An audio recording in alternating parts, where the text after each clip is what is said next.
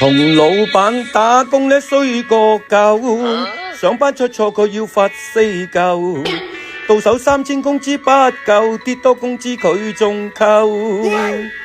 做老闆天天都飲靚酒，我啲青菜佢冇落都有，每天加班身心傷透，身體空虛搏命受。